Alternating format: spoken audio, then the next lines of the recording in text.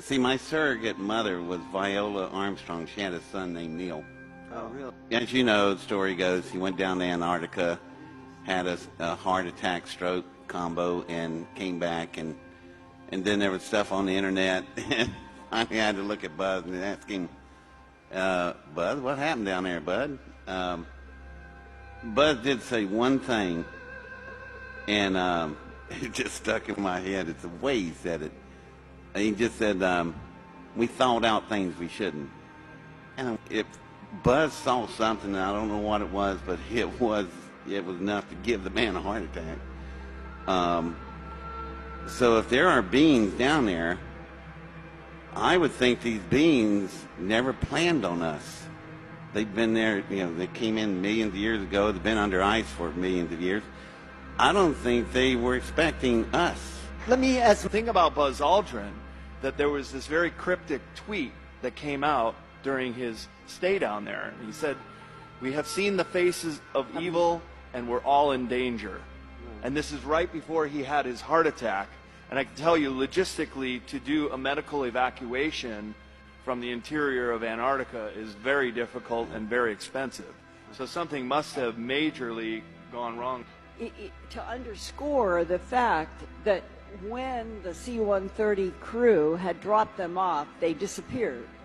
And then when they went to try to find them, there was nothing at the National Science Foundation camp at all. Nothing. They were moving. gone. They A were dozen totally scientists. gone.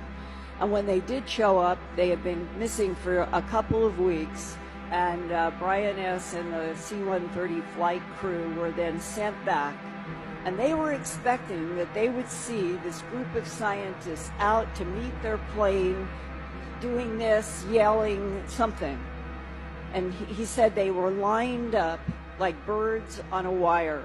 They were all kind of next to each other, and most of them had their heads down, looking at their feet when the C-130 was pulling up. And that somebody had to go from the flight crew over to the scientists and direct them to get onto the plane.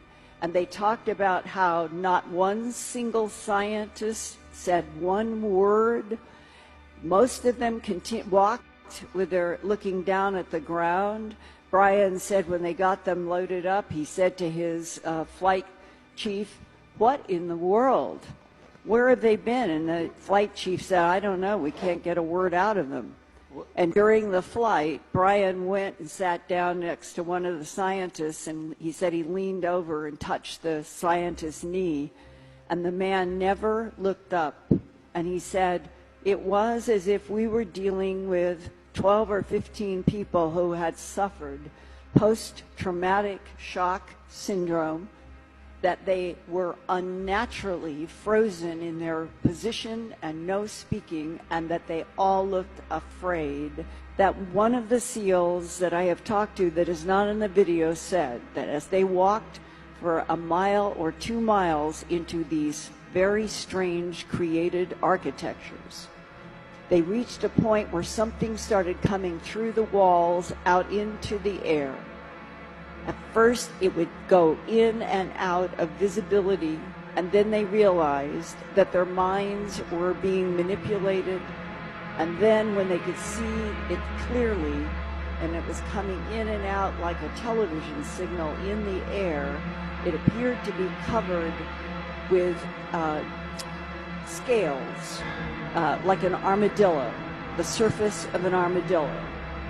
And he said, when you are face to face with something like that, and you are trained in military to kill, but you're dealing with something you've never seen, and it can go in and out of visibility, and you know that your mind is being taken over by something that you are fighting.